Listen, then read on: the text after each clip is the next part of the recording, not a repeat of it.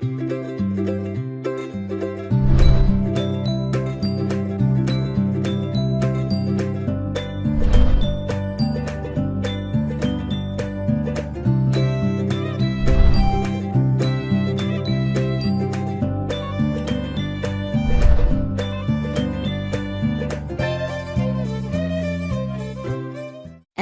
Finals 2018, 3 reasons why the Cavs should feel confident against the Warriors as Game 2 approaches. LeBron James and the Cleveland Cavaliers had their hearts broken on Thursday. They came as close as they possibly could to upsetting the Golden State Warriors at Oracle Arena, but a bunch of strange things, a reverse charging call, George Hill's missed free throw and the worst decision of J.R. Smith's career, happened, and the defending champs dominated them in overtime. James played the finest game of this postseason, which is really saying something. On Saturday, he called it one of the toughest losses I've had in my career. Now, the challenge is to move on and try to put themselves in a similar position at the end of Game 2, rather than acting as if something was taken away from them. "You don't want to think about it," Hill said. "You have to forget about it. It's gone. There is nothing we can do about it now. Unless someone has a time chamber, I'm sure they'd let us in there so we can go back and maybe I'd hit my free throw, if you guys have a time chamber or something. Other than that, I have to forget about it." There is a line of thinking that Cleveland blew its best chance when the Warriors were uncomfortable, and that its margin for error is so thin that this will be insurmountable. That's understandable, given the talent on the opposing end of the floor, but Golden State coach Steve Kerr reminded the assembled media that some of them declared the dramatic, 7-game Western Conference Finals over after his team took a 1-0 lead. It is easy to overreact to series openers.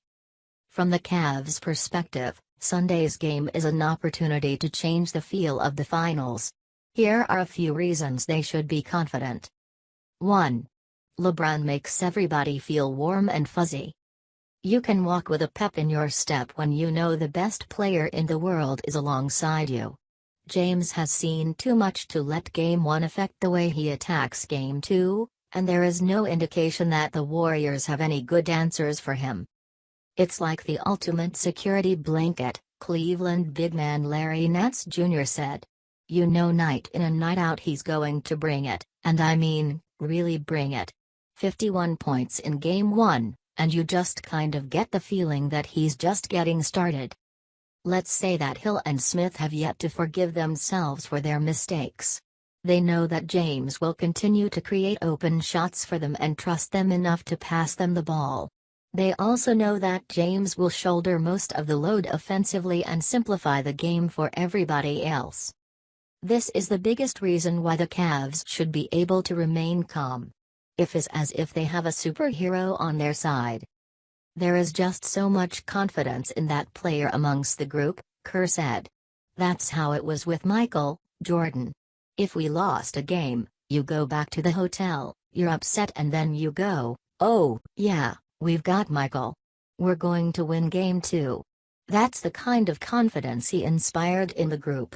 Then, the way he carried himself, it was the same way. Like, "We've got this, you know." It's a huge asset to have guys with that kind of confidence. We've got that on our team. I know they've got it with LeBron. And that's why we're both in the finals. 2. Injury luck could be on Cleveland's side. Andre Iguodala, the 2015 NBA Finals MVP, missed Game 1 because of a knee contusion and bone bruise, and he is still listed as doubtful for Game 2. Klay Thompson suffered a high left ankle sprain in Game 1, and, while he was able to play 45 minutes and score 24 points, he did not seem especially pleased with the state of the injury on Saturday.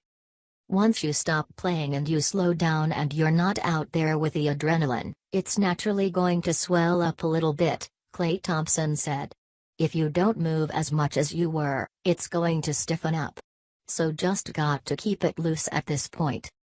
Thompson said that, if the next game had been scheduled for Saturday night, he didn't know if he'd be able to play and he was happy that's not the case. He said he would do everything he could to play Sunday and was claimed to be optimistic about it, but it sounded as if there is a decent possibility that the Cavs could catch a break. The Warriors are not a deep team, especially on the wing, and being down 2/5 of the Hamptons' five would present a problem for Kerr.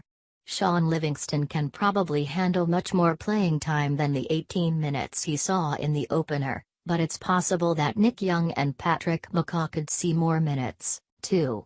I don't need to explain to you, dear reader, the difference between those guys and the Thompson-Iguodala duo. 3. Game 1 was mostly encouraging.